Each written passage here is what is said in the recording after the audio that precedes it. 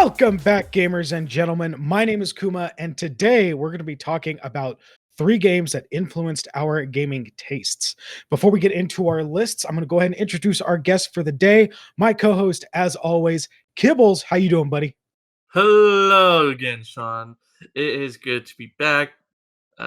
Raining over here, which I love. I got myself my blanket, and I am curled up.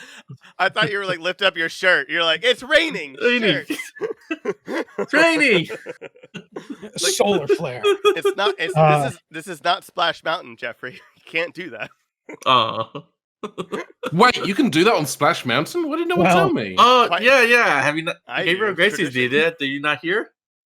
You can do it. I don't know how much longer you'll be in the park after you do it, but you can do it.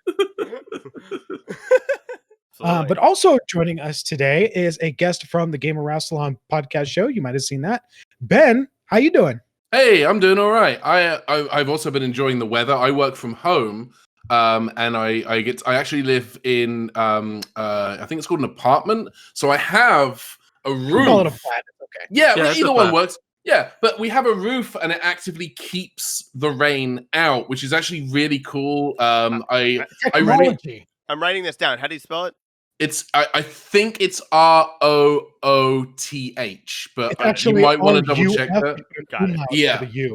It's just my friend Ruth, just our mutual friend Ruth Ann. She's just kind of running around with a tarp trying to keep me dry. Yeah, I've been good. It was nice to have a little bit of rain here in Los Angeles, which it doesn't happen often, and we have more coming, and I'm very, very excited. I love the rain. I'm erect with joy right now about how moist the city has been today. I love it. Don't make it weird. I'm specifically referring to my nipples, okay? Don't get creepy. Absolutely. Why have we never had Ben on here before? What the fuck, Tyler? You even hide this guy from me? What the hell? Yeah. All right. And I'm here. Tyler's here too, whatever. So getting right into our list, and if you saw our last one, I promise not to make this a 30-minute per person show again. So everyone, at least most of the people here, I assume, grew up playing video games and have games that have affected your tastes. Games that you played early on just because you happened to stumble onto them, things that you found interesting for whatever reason, and those games have been influential in the things that you now seek out on purpose. So right off the bat, number one for me, I'm going to start with not the first video game I ever played, but the first one I actively saw it as like, I want to play this. It was Pokemon, specifically Pokemon Blue version. Nice. So as a kid, I think I was about 3rd grade when these came out. I remember coming to school and seeing some kids run around pretending to be these things called Pokemon. Some kid swinging his arm saying, "I'm a Scyther," and one kid being like, "I'm Charizard." I'm like, what? Me, of course, little 3rd grade Sean was like, the immediate thought was, "What the fuck?" But yeah, of course. Yeah, no, that was the first thought that came into my head was, what the fuck are these people doing? These crazy children. Come to find out, there was this crazy game or this cartoon called Pokemon. Because at the time, I didn't know what an anime was. I was like, it's a cartoon. I saw a couple episodes. I really dug it. Found out there was a game for the Game Boy Color. Of course, I started pestering my parents like any good 8-year-old. I remember getting that game, and that game was my life for years.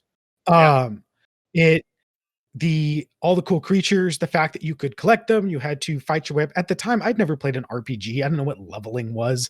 I didn't know that Pokemon basically was an RPG. I still didn't. I still had never connected Pokemon to being an RPG until probably my teens when someone said that. And I'm like, yeah, I guess you're right. But to me, Pokemon also opened the door to seeking something out for being an anime. It got me into card games. Without Pokemon cards, I never would have got into Yu-Gi-Oh! I never would have gotten into Magic the Gathering. My short stint with the Duel Masters card game. I even spent some money on the Neopets card game set that they had.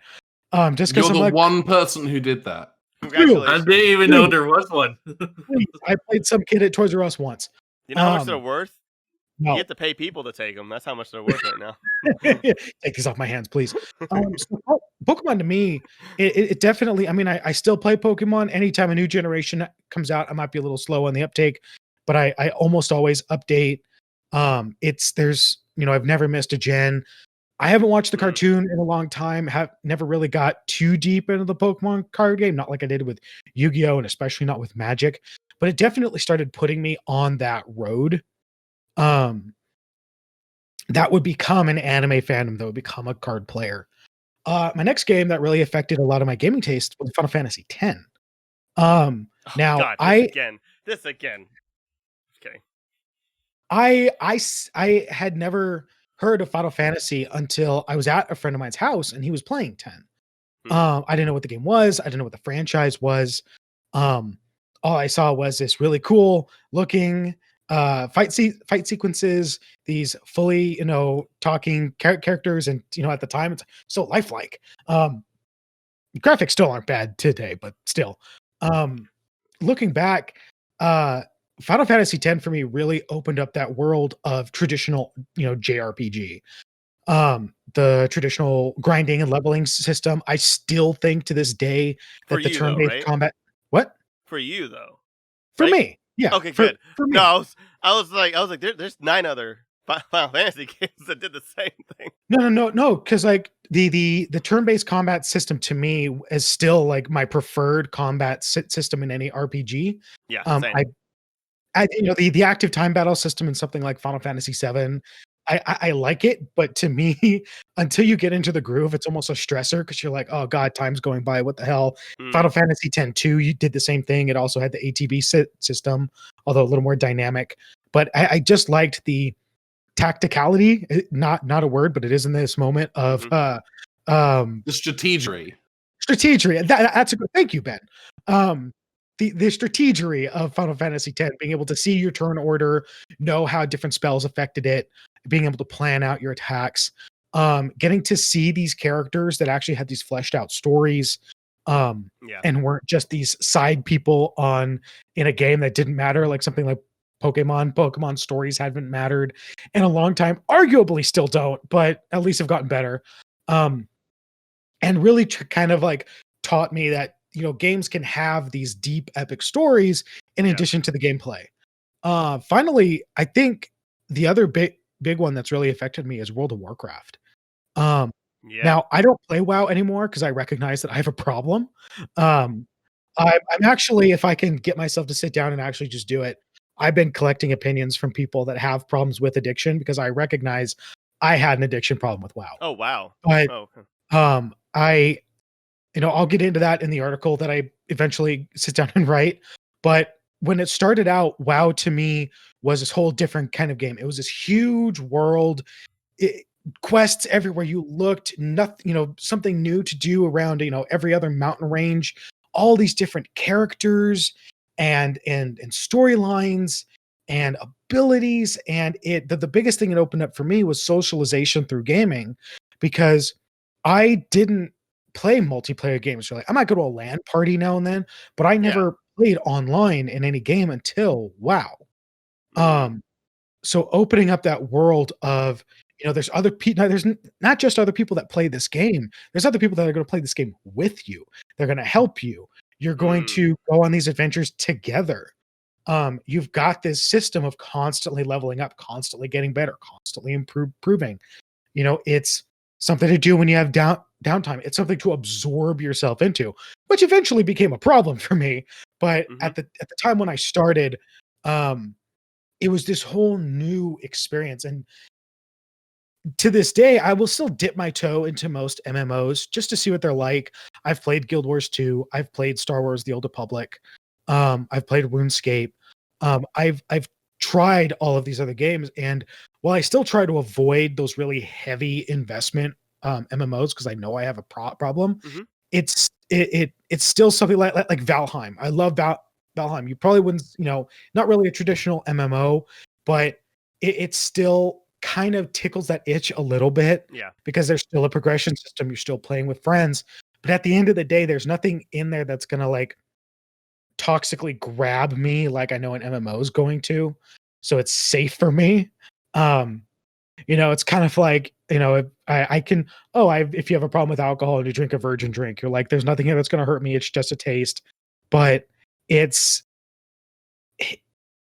definitely something that taught me a lesson too, to kind of like watch myself with things. Yeah, absolutely. But that's kind of my thing. It taught me a lot about myself. It taught me a lot to watch myself, but also kind of opened the way for a lot of other experiences with games. Of course. Well, thank you for sharing that, by the way, and like I'm glad you're good and recognize it, which is the first step of the problem is recognizing it, right? Well, thank you much, guys. Kibbles, why don't you go next, bud? What do you got for us? Okay, so my number 3, I had to really think, because I play games that have fun, so like I never really think about it, so I really had to think about it. I think number 3, one of them that really affected me was Harvest Moon on the Game Boy Color. I can't remember which Harvest Moon, but I remember it was on the Game Boy Color as a little kid. For me, that was just a fun little relaxing game. Like I would play that game for hours on end, like on car trips, in my home with friends. I would sit there and play it. Granted, probably when I was little, I don't know what the fuck I was doing in that game. I probably didn't grow anything. I just probably knew like, hey, this is just fun to chop, and I like that. It was super relaxing. I definitely remember I couldn't figure out how the money system worked in that game. But I was like, I had super fun. It was super relaxing for me. And I don't know what it was about it. It was just a very calm, relaxed game that I look for now, especially in like indie games.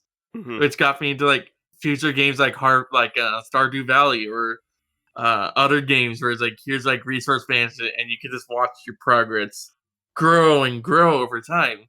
That was just something I loved watching. I like watching, like seeing my hard work I form and be like, so I start off with nothing and now I got this big enterprise and stuff. Of course. So for me, that's one thing that encouraged me. My number 2 pick, I'm going to go with Grand Theft Auto San Andreas for me. Oh, it's hell yeah! Because for me, it was, I think like around maybe late teenage or like probably from like early teenagers to like towards the end of high school was actually like a phase where I didn't play a lot of video games because I didn't have the new system. I still had like a GameCube and everything, so I didn't have a lot of the newer games. And I think Grand Theft Auto San Andreas was one of the ones that brought out that helped me start reviving my love for video games. Backstory on that: my neighbor was having a yard sale, and she was selling a PS2 with a copy of Grand Theft San Andreas. And granted, I never owned a PlayStation before, so I ended up buying that PlayStation 2. Best investment ever made. Yeah. Best backlog games ever. Don't at me. Oh, yeah, no, I love the background games. But I bought that, and I bought the Grand Theft Auto San Andreas. And I was stunned by how big it was. Because I've been used to playing something like Simpsons Hit and Run and stuff like that, or Sonic Heroes for so long, that I didn't think a game could be this big. Taste out of your mouth. I get it. Yeah. I'm like, dude, this is super huge. And I loved it. Like, the story's fucking great in it. I love the characters. It was like one of the few things that showed me like, hey, it can have a good story. Because like there were like parts in that game where like, fuck, man, why would he do this to me? I'm just blown away that your metric at the time was Simpsons Hit and Run and Sonic Heroes. Like, that's... Hey, Simpsons Hit and Run was a fun game as a kid. That was a fun game as a kid. Absolutely. I mean, there's some garbage in my. I love Pac-Man World 2. It is not a good game, but my God, I enjoy playing it. Yeah, no, like I mean, like after like years, now that I'm grown, I'm like, okay, these are shit games, but they are so fucking fun to play. I was like amazed by like how big it was, and then like there was like so much you can do in the game, and then there was like also.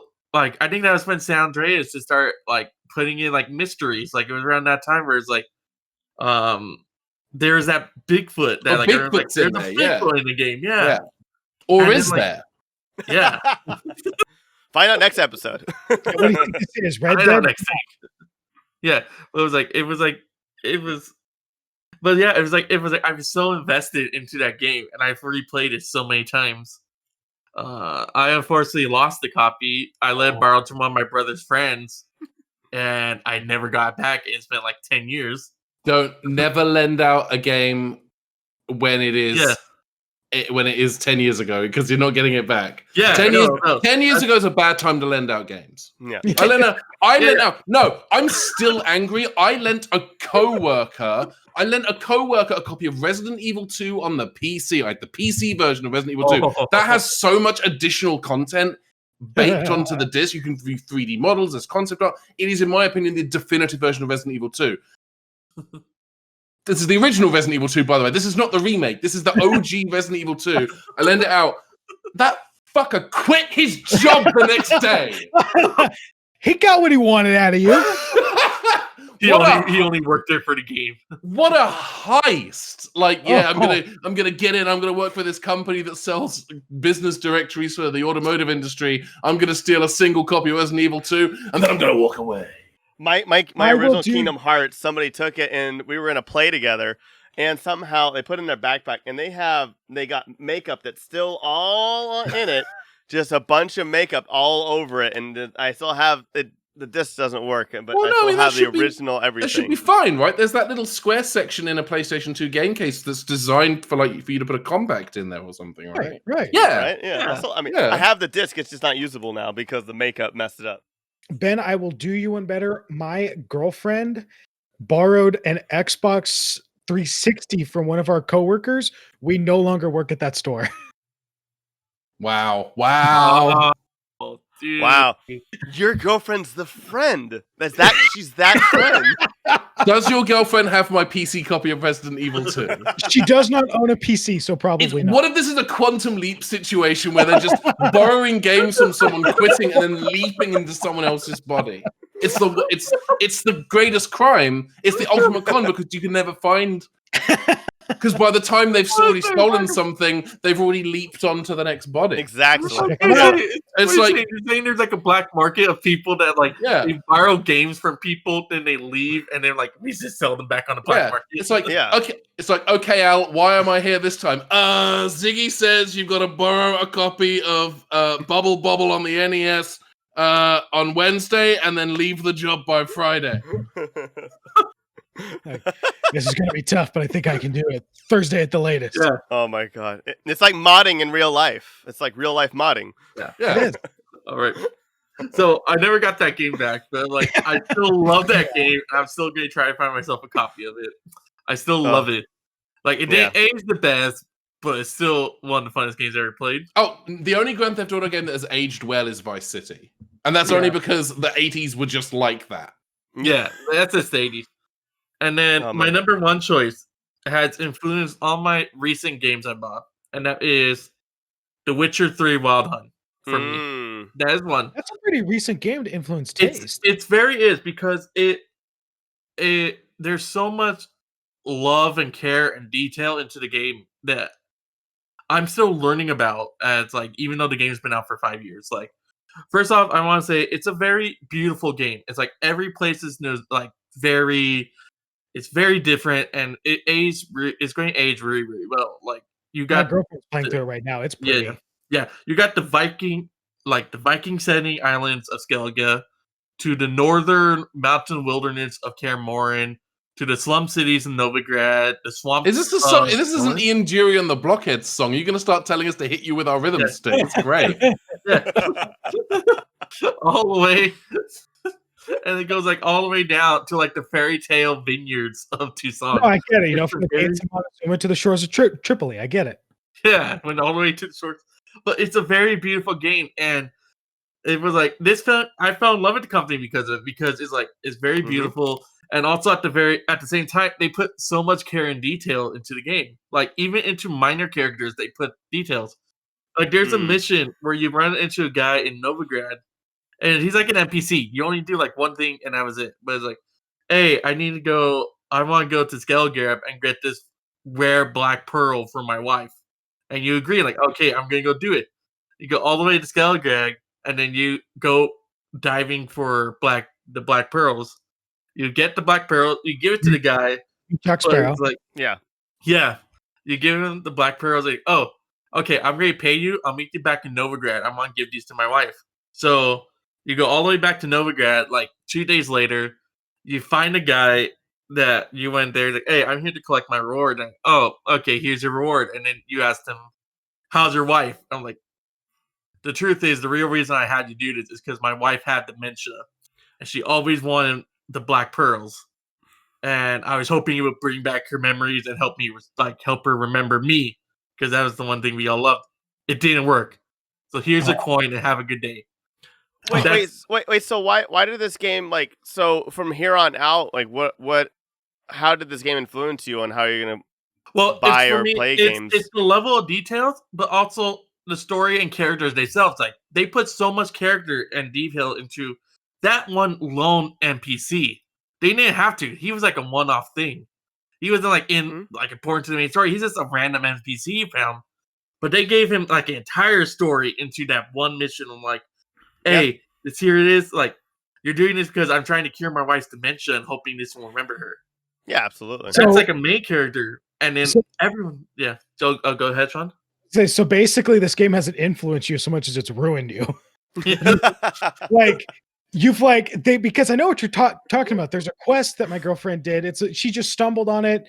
This old woman's like, there's this monster trying to, it's eating my chickens. You gotta go get it. And that's her actual voice. I'm not being stereotypical there. That's the voice they used for her. You're like, sure, I'll go see what's going on. And you go, it's these 3 kids like saying that like we're. Oh, we lost him. Oh, we lost him. Yeah, don't worry. Oh. You run back and you tell her and you're like, maybe you should adopt them. She's like, all right, I'll think about it. And the next time you come across her, she's basically become like the grandma to these kids. You get no experience for the quest. You get no rewards. It's just this little, you help this old lady. And there's quests like that all over the game. Like you said, like these little details where it's like these characters genuinely mean nothing. This did nothing for you, but it makes the world seem real. And it's ruined you because you're not used to that level of detail. You can expect that going forward, and you've opened yourself to a life of disappointment. Yeah, let's go with that. But I do love it. I love that amount of detail because I feel so connected to the characters now. I'm so invested into all of it. And they even put in like stuff for they even put in like their own folklore into the game. Like, they're like, one of the DLC expansions called Blood and Wine. You have to travel to Toussaint, and one of the first things you get into the land is you see a knight fighting this like massive giant that like bursts through a windmill at the very first sign. Yeah. And apparently he's like they based the monster off some story in Polish story, like folklore, and you could just kill it. Yeah, like Godzilla. Apparently, like, you can kill it. Like, you can obviously just do the regular route and kill it with like a sword. Yeah. But in their folklore, they ended up killing it in the story with someone shooting an arrow into his eye, and that was it. Absolutely. And you can do that in the game. It's like you can literally like just pull out the crossbow, shoot it in it wears like a barrel on his head, but there's like one hole that's like this big for his eye. You shoot directly in the eye, it's an instant kill. It just goes down onto there. Details like that are appreciated because they did their homework. Someone was like, well, let's do the homework. That's like this is a weird segue. There's a scene in the Disney movie Atlantis where they're criticizing the cook because he didn't bring a lot of variety of food. It's the scene where he's like, I got your 4 basic food rooms: beans, bacon, whiskey, and lard. She says, you need, the men need their 4 basic food groups. And I'm like, aren't there more than that? Turns out at that time period, that's what they thought there was. There was only 4. I'm like, someone did their homework. Yeah. I'm not used to that. Yeah, like everyone, like everything in this game, like everyone did their homework for it, and I like it. Obviously, there's still bugs that somehow managed to live like the last 5 years. Bugs in a CD Projekt game? Oh, that's shocking. How dare you say that? How dare you imply that? Yeah, like obviously, like there's some bugs still in it, but it's like it doesn't deter from like me. I'm still like engulfed in the world. I'm engulfed in the lore and everything in there. And Yeah, what Sean says, Ruin is now that's a good list. what though. I now like trying to find in like more games. Like the closest thing I can come up to is like Red Dead 2 is one of the closest I can come up with. I'm not saying it's like it has like that amount of detail, but I can tell it has that amount of love put into the game. Yeah, and that's what I'm now looking for. Yeah, some of the Elder Scrolls games, like Oblivion and kind of Skyrim, have a little bit of that texture, but it's not as rich as The Witcher 3. Yeah. I mean, those are my too. top 3, and I think Witcher 3 has currently influenced most of the way I'm looking at games right now. Can I ask you guys like a quick question? Are there any games? Were there any? Okay.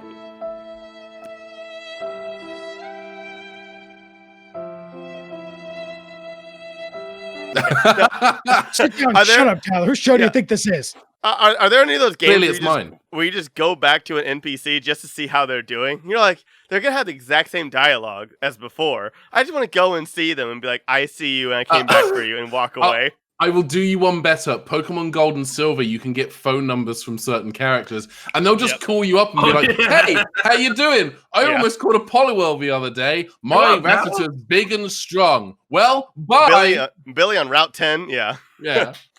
Yeah, it's like, I caught Poliwhirl. You want to battle? Come back and visit me. Because they did that because there are certain NPCs that will tell you pertinent information. Yeah. Some of them will. Before they had the versus tracker where you can like redo battles, some of them are like, hey, do you want to do a rematch? Come find me on route whatever. Hey, there's a lot of this kind of Pokemon right now. Yeah, I'm playing through Gold and Silver right now. My girlfriend Mandy and I are doing what we're calling a shared custody run on Twitch, where we're playing Gold and Silver together. And if one of our Pokemon gets faints during combat, we have to trade it to the other player. And one of the first hikers you encounter in the game gives you his phone number, and I'll be like trying to like grind a Pokemon to level him up, and I'll get this phone call from the hiker being like, hey, how are you doing? My Geodude is big. The Dark Cave has a bunch of Zubat in it. You should check it out. Bye. It's Zubat. I've got 50 of them. I didn't catch them. They just follow me. It's this cologne I'm wearing. Oh my god. All right, so well, getting into that, Ben, what are some games that really influenced you growing up? Yeah, so kind of my 3 most influential games. Keeping in mind, I was born in '86 in the UK, and the computer that I had it's the hair gives it away. And the system that I had, that we had a bunch of different consoles when I was a kid. I had a Game Boy, I had a Super Nintendo, and a couple of other things. But like the system that I had consistently in the house as a kid was the Commodore Amiga, which was kind of the successor to the Commodore 64. And in fact, for those of you watching video, I have an Amiga 1200 right here with a custom blue case. It's amazing. This is all the kids out there. Consoles used to just look like keyboards, and that's not a joke. Look them up. This is still my pride and joy. I love playing games on this thing. Is that how controllers used to look like TV remotes? This was had a real mouse, had a real joystick. A joypad was released later. They tried to do a gaming system called the CD32. Yeah, that's not a success. I have controllers for those. So most of my gaming is kind of through that lens. And 2 of the 3 games on my list are from the Amiga. The first one is actually a game that I think a lot of people will have played. It's The Secret of Monkey Island. Yeah, buddy. So I remember that one. When I was like 4 or 5 years old, the games that I played the most were I think I played a lot of Lemmings, which is still to this day like my favorite real-time strategy game. It is a real-time strategy game. Don't let anyone tell you otherwise. And the Thundercats game for the Amiga, which if you look it up, it's like what if we made like ghouls and goblins, but very bad? Like that's the Thundercats game. It is a train wreck, but I loved it because I loved Thundercats, and I also loved games. And a Thundercat game has to be good. It has to be good. It has to be good. There must be something I'm missing. It has to be good. Any argument to the contrary is wrong. The game is good. Period. Thundercats is good. Why wouldn't the game be good? Because people make bad games. But when you're 4, every game is great all the time forever. But the game that really kind of blew my mind as a kid was The Secret of Monkey Island. And the reason it blew my mind was the visuals were just gorgeous, even on the Amiga version, which I think is like at most maybe 16 to 32 colors at a time on the screen. The visuals were gorgeous. The story, like the Guybrush Threepwood who wants to become a pirate and the things that he does and the people he meets along the way, that drew me in. And as a kid, because it was on floppy disks, because it was on computers, there's no voice track, there's no dialogue. That's something that wouldn't happen for games regularly until, the CD-ROM era in the kind of the early 90s. So at this time, I was not a big reader. I think like 4 or 5 years old, I was not reading much. I was kind of very stubbornly not learning how to read. Suddenly there's this game that my cousin Andy is playing and I want to know what's going on. So now I have to learn to read. I have to do it. And not only did I learn to read, I ended up in an accelerated reading course because I ended up kind of overtaking everyone in school in terms of like reading aptitude. How did I learn these big words? It's really funny. Like, what is a Guybrush? A Guybrush, a shitty pirate. That's what Guybrush is. It's really funny when people like shit on games for like not being, they're just toys. They're nothing important. Most of my childhood, we didn't have a computer when I was in kindergarten. This was like kindergarten 96, 97, maybe 96 had to be. My kindergarten teacher told my parents, Sean needs to have a computer because there's a lot of games out there that really boost up education. And not to toot my own horn, she was like, he does really good in school. I think he'd really benefit from these. We're like, well, we really don't have the money. My kindergarten teacher bought my family our first PC. Oh, wow. Wow. What a teacher. Right? That's amazing. We got, I don't remember the computer. The OS was Windows 95. A good OS at the time. But I remember, growing up in a religious household, my first games were Bible Man. And Son of Bible Man.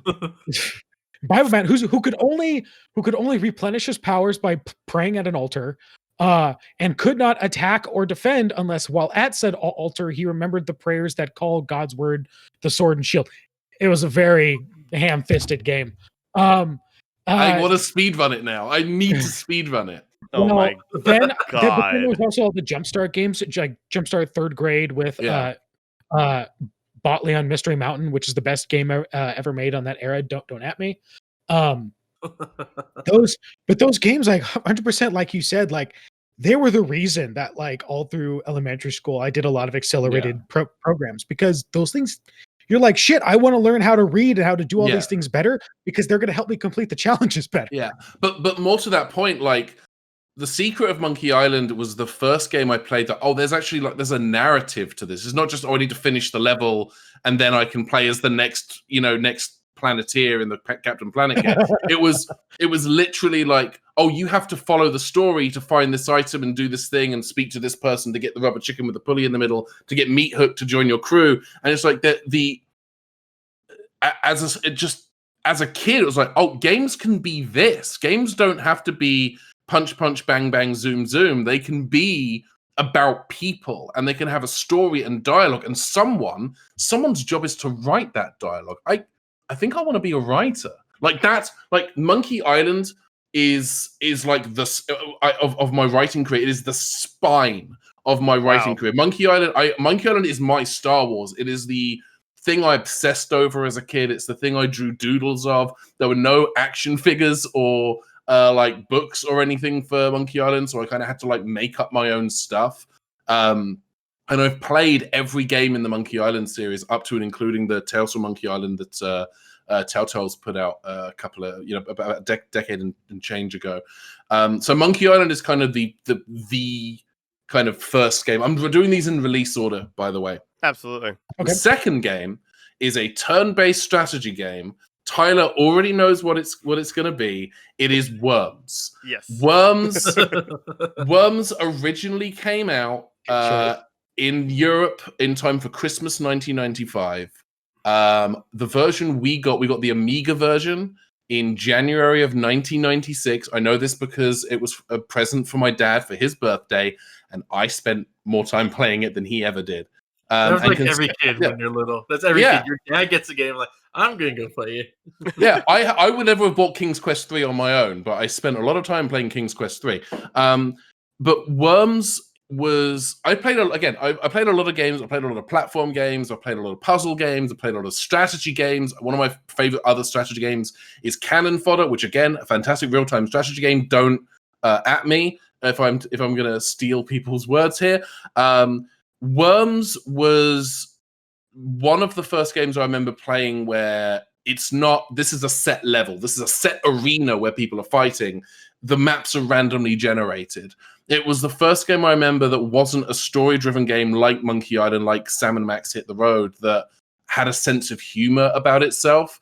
I remember my dad trying the training mode and selecting the bazooka and going to hit a target. And instead of holding down the space button to charge it up with as much power as he wanted, he just tapped it. He blew it. He blew himself up. The worm called him stupid, and we fell about laughing for 4 minutes and 27 seconds.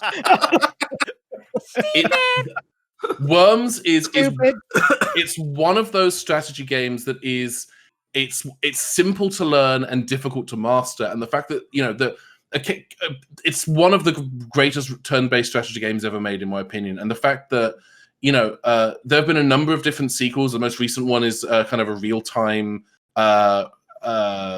battle royale game called Worms Rumble. The last turn-based strategy was Worms WMD back in 2016. Worms Armageddon came out in 1999, is widely considered to be the definitive game in the series, and is still getting software updates to this day because of fans. Like, these are games that have a voracious and an all-abiding love of what this game is, because it is so much fun, because it has so much replay value, not just in terms of like randomly generated maps, but you can build your own maps. People have built their own game modes by like changing settings, and it is one of those games where it feels like even now, like particularly with Worms Armageddon, which is at this point it's going to be 21 years old this year, 22 years old this year. Sorry, my apologies. It is a game that still has a very active community that just it feels like it keeps growing. And I think a big part of that is the fact that it is on sale on Steam for like $3.49, like half of the year. Wait, really? Yeah, like you can pick. I mean, it's $15 normally, but it frequently goes on sale for like $3.49. It's one of the things that when it goes on sale, I find someone I know who doesn't own it, and I buy it at them. It's really the only. It's one of my it's one of my favorite turn-based strategy games, and it's one that's kind of informs the nonsense that I do. Like, I still make and create content for a version of Worms that came out for the Amiga in 1997 called Worms: The Director's Cut. It only sold 5,000 copies. I own 2 of them. So, I make content for a version of the game that no one can play anymore outside of an emulator or a very well-maintained Amiga. And there are other people who have that level of passion and dedication to it. And it was also the first game where I found the online fan base and found the online community and made friends through that community, and met people and hung out with people. And it's a very special game to me. It's not just in terms of like how much fun it is and how kind of it has this endless replayability value. It is a game that is kind of very important to me from a social perspective as well. Just the impact that it's had on my wider social circle and the shape of my life. Like, it's one of the things that came with me when I moved from England to the US. The third and final game of the 3 games, and you can tell it's the last one because it's third, is The Legend of Zelda: A Link to the Past on the Super Nintendo. Nice. Oh, now, I never owned A Link to the Past. I did not own my own copy of A Link to the Past until it came out for the Game Boy Advance. But I got to play it on a friend's Super Nintendo. Keep in mind, I had not heard of Zelda before. I hadn't played any of the NES games. At this point, Link's Awakening had come out, but I had not seen it or heard of it. I think I'd maybe seen the box art in Woolworths or GameStop or whatever when I was a kid, but didn't know what it was. And then suddenly a friend of mine is showing me his Super Nintendo games, and he shows me Legend of Zelda, and he pops it in. And then his mum calls him to do something, and so he says, okay, just entertain yourself, and I'll be right back. And he was gone for what felt like 7 short ice ages. But he left me with his copy of A Link to the Past with 3 save files, all of which had been 100%ed. Oh my God. So I just load one of them up, and I just explore the world. I explore the Dark World. I explore Hyrule. Just imagine just being dropped into the world of A Link to the Past and just being given the opportunity to just go wherever you want, do whatever you want. And that was my first exposure to A Link to the Past, just having this world that I could explore. And I had never had that kind of experience in a video game before. Like Monkey Island is kind of the closest I think I'd had to that, but that's still very kind of, those are basically rooms that are joined with bits of string, whereas this was a whole world that you could go into. There were dungeons and caves and a huge desert and a village and an evil version of that village that's been abandoned. And I just exploring the world of that game was a trip, but then discovering that there is like a mirror version of that world that is what at the time I realized that's the light version. That is what I now know is that's Hyrule, and that there are alternate versions. Like as someone who grew up watching like Doctor Who and Quantum Leap and Sliders and discovering, there's a parallel universe version of this. That's amazing. And I ended up borrowing his cartridge. I never started my own game. I did not start my own game. I just spent time in his saves just exploring the world of A Link to the Past.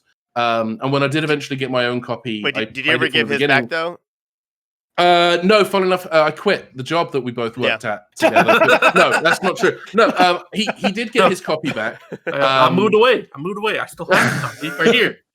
Sorry, I can't give you your game back. I've suddenly died. Came down with a bad case of dead. I got a new job. I got a new job in another city. You're 7 years old. Yeah, I got. Yeah, it's a real bitch, man. That office job. Those facts. Anyway. I'll mail it back to you. I'll mail it back to you, big wink. Oh, you didn't wink. Oh, no, but I did say it, which means I'm not going to do it. Anyway, that's the silent agreement, but not silent. So, yeah, when I finally got the Game Boy Advance version, I fell in love with it all over again because I got to experience the story for the first time, and I got to kind of discover how you organically unlock, if you like, parts of that world. And then, before that, am I forgetting this? Before that, when I had my first Game Boy, not my first Game Boy, my second Game Boy, I got a Game Boy Pocket for Christmas in 1998, and I bought used at a little market stall in England a copy of Link's Awakening. And I played that when I came to Los Angeles to visit my dad for 3 months. I played Link's Awakening start to finish on the flight. And again, just like, that same feeling that I'd got playing A Link to the Past, just the idea of there's this huge sprawling world and I get to discover it. And then I went through that again with the Game Boy Advance version. I got to appreciate everything that they'd done with the Super Nintendo version of A Link to the Past, to the point now where the Zelda games are among my favorite games of all time. Like A Link to the Past kind of established for me that you can fit a world that big onto a cartridge that small, and I love it. I love it so much. Those are my 3 games. It makes me feel so good when I hear people love on Zelda so much, because not gonna lie, I'm a little jealous of it, because I knew about Ocarina of Time growing up. I had friends who owned it, friends who played it. I didn't have an N64 for a long time, and then when I got it, I just never got those single player games. By the time I got it, I had 3 other siblings. My parents didn't want me to have single player games, really. They wanted multiplayer stuff so we could all play together. Yeah. You got your Mario Kart and your Smash Brothers and what have you. Smash Brothers, Mario Kart, Pokemon Stadium, Tony Hawk Pro Skater. So I never had. I'm very disappointed, by the way, that they never released Tony Hawk Semi-Pro Skater or Pro-Am Skater, where you try to do a trick and you always go arse over tit and smash your face and go, fuck! That should be like a code or something. I'll try it again. But like I knew some like the first and only one of 2 Zelda games I've ever beaten was Oracle of Seasons. I love Oracle of Ages. I prefer, but Oracle of Seasons is very good. Yeah, see, like I always knew there were 2, and I actually had the game guide, which had Oracle of Ages, Oracle of Seasons, and the Delta episode when you played both, and then put them both on the same save, so there was like a 3rd story to play. Yeah. But there was also, God, I feel so bad. What's the one that came out, the handheld one that came out recently, where you could go 2D and like... A Link Between Worlds is the one that's a sequel to Link to the Past. Yes. Yeah. And the thing is, I own Link to the Past. I have played it so many times. I have never beaten it. I always get stuck somewhere, have no idea what the hell I'm supposed to do, and give up. Link Between Worlds and Oracle Seasons are the only ones I've ever beat. And it makes me so sad because I know people love those games so much, and I've just never gotten myself into that niche of like, oh yeah, I love these. These games are great. I'm just like, I know they're good. I just wish I was better. I genuinely think Ocarina of Time is the worst first Zelda experience a human can have. Because as the thing, I'm about to say something that I think is quite controversial. I want to preface it with, I love Ocarina of Time. I think it is an amazing game. It is not a good Zelda game. It's not a good Zelda game. Because Zelda games for me, and again, I admit I'm colored by my first experience with A Link to the Past. Zelda games for me are about these large, sprawling worlds that you get to explore, and you get to make discoveries, and you get to find cool shit. Ocarina of Time is like 3 or 4 different locations bolted onto a field. And it's not that it's a bad game. Ocarina of Time is an amazing game. It's just, it's what the 90s was an era where games were making the transition from 2D to 3D. And while Ocarina of Time is a fun action RPG, it is not a Zelda game. It doesn't feel like any of the Zelda games up to that point. The first game I would argue is the closest to a Zelda game in 3D is Wind Waker, and even that is artificial because it's all a large sea. I started off with Wind Waker as a kid. Yeah. I think the worst one to probably start off with would be Breath of the Wild, because you have that expectation, but then like, hey, you should go back and play, like, you should go back and play the old ones. You're like, oh, this isn't what I was expecting. But what I think is, I think if you're starting with Breath of the Wild and then you go back to, say, A Link to the Past or Link's Awakening or the original Legend of Zelda on the NES, like, Breath of the Wild is a natural evolution of that concept. And Ocarina of Time, Majora's Mask, less so, I think, Twilight Princess, because I think they do manage to get the scale thing, but it is still like world, field, more world over here. If you're playing Breath of the Wild and you go back and check out Link to the Past, that feels like an organic change. I don't feel like Ocarina of Time and Majora's Mask and Twilight Princess, Wind Waker, all of those games feel kind of like also ran Zelda games that I really, really love, but aren't quite Zelda, other than aesthetically. Okay. All right. Really quick, we'll get to Tyler in a sec. To bring it, he's just going to say Kingdom Hearts 3 times. That's fair. Very, very much no. Connecting our Legend of Zelda to our joke about not giving back games, I has this. Oh my God. I've been looking for that for is not mine. Which is funny because right on the back it says Blockbuster Video. Kids, that's a very old store. Purchased back in August 23rd of 1999. I hope purchased and not rented, otherwise this is very overdue. And the name at the top says Mike Harris. This is Mike who writes for the network. This is his. He lent this to me 10 years ago. Does he know you still have it? If he remembers, he might not know. So, Mikey, if you've been looking for this, I've still got it, buddy. The difference is like you still talk to Mike. I know, He's right? part of our network. On my gaming shelf, right next to my other N64 cartridges. Tyler, let's get to you. I know we're going long. Yeah, it's okay. Okay, so I'm not going to take very long. I think I've talked about this stuff before, and of course, I stream. So if you want to know more, wrap it up. I know. I'm sorry. We're nearly done. Come on. So my first one was gonna be Pokemon Red and Blue. I'm gonna change it though a little bit. I'm gonna say Green. It was Pokemon Green. I had no idea what was happening the entire time. Yeah. So I learned Japanese just for never released to America. No. I think the first one I'll say, which was on my list last time, is Paper Mario. I was so excited for this game. I was never good at Mario games before. By the way, kids, drink.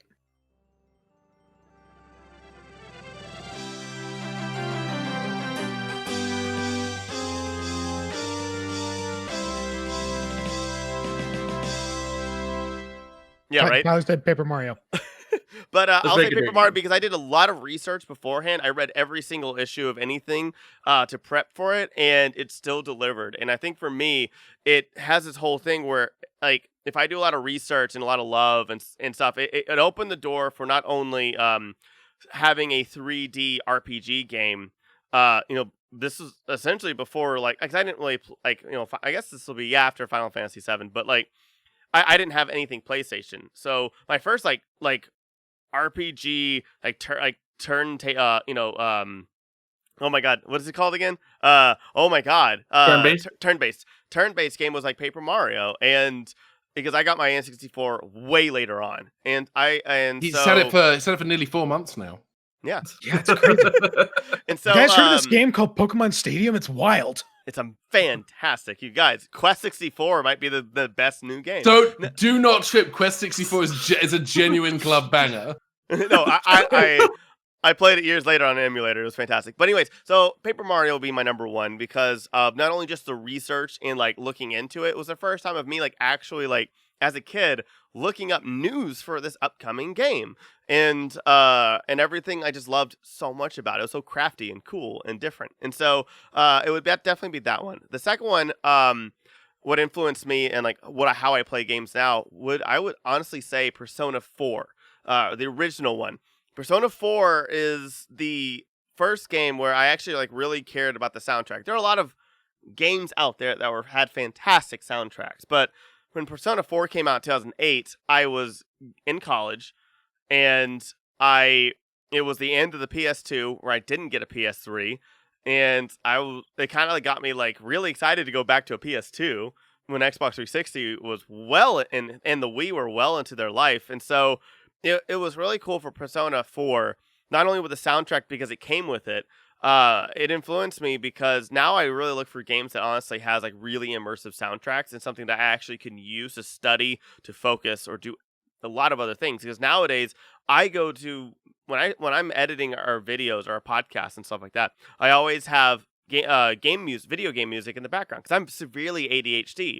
So the fact that Persona, So the fact that Persona 4 had a CD with it and I listened to the music, I listened to that when I was studying for so long until I just started legally downloading video game soundtracks and studying to those. But yeah, so I would say that Persona 4, not only because of music and the influence of that, also because it's the first game that I played that was longer than 60 hours. And I still loved it. And it was the first time when I was ADHD, it was hard for me to get to actually honestly play a game for a long time. Before this game, Kingdom Hearts was the only game where I could actually play more than 5 hours at a time. Persona 4, when I first got it, I played it for I think like almost 10 hours on that Saturday. I don't think and so that was it. It influenced me because now I love and I'm obsessed with games that go on forever and also games with soundtracks. And so the final one will be Mass Effect. Something where you get choices, something where something keeps Topical going too. And actually matters Tropico later too. on. Topical. I know, I was making a fun joke. Tropical. I know, it was amazing. And window. yeah, but so Mass Effect for something that has to do with decision making and stuff, which was always there before, but Mass Effect hit it really hard. That actually like helps me play things nowadays, like especially RPGs, where I thought it would never influence me all that much before. Because again, you had to make decisions in games before, but for something about Mass Effect made things feel weighted. Where now, when I actually play a game, I don't just be like, all right, whatever. I don't care. If it doesn't work, it doesn't work. But Mass Effect now, I actually take decisions a lot more seriously. And otherwise you don't get to bone the androgynous space alien that you want to bone down. Exactly. Yeah. Especially her name is Tali, and you can only fuck her in the second game. Thank you. I love Tali. She's waifu. But yeah, no, those for me are the three and most influential games, and the reasons why. Not Kingdom Hearts. It was Drink. Yeah. So, but Pokemon was gonna be the first one for me. So because it taught me how to do things outside of the story. I'm shocked that every game you chose was an RPG. Yeah, I love RPGs. I'm disappointed that none of the games that anyone else picked were Worms, but you know what? That's okay. I love Worms. Right. You know what? My only experience with Worms is watching Achievement Hunter play it. That's it. I played it all the time. I haven't played Worms. I will say this to Tyler, and I've said this to Tyler before. I would love to do a Grand Geek Gathering Worms Armageddon tournament. Tyler, I would be down. Just get it. Listen, buy it on Steam. Yeah. The most you'll pay for it is $15, and the least you'll pay for it is $3.49. Buy the game, play the game, lose at the game because I'm going to win the game. Yeah. You just lost the game. I won one. Anyways. Thank you, everyone, for watching today. It's been great hearing everybody's favorite games, seeing what's influenced our tastes and all of our interests over the years. Don't forget to check out GamerKulture everywhere you can find us. GamerKulture, one word, culture with a K. You can find us over at GamerKulture.com, where we have a huge backlog of videos, podcasts, and gaming articles. You can find us on Instagram, Facebook, and Twitter. And you can find, of course, GamerKulture content all over the GrandGeekGathering.com. Kibbles, where can they find you, buddy? You can find me on Instagram at Kibbles Plays, and you can also find me on twitch.tv/Kibbles Plays. Awesome. Short and succinct. I love it. Yep. Ben, where can they find you? You can find me on the media's social at Ben Paddon, Paddon. If you want to listen to the Doctor Who role-playing game podcast, we are playing the Doctor Who role-playing game. It's an actual play podcast. We have our own Doctor with our own companions. You can find that by just going to the event.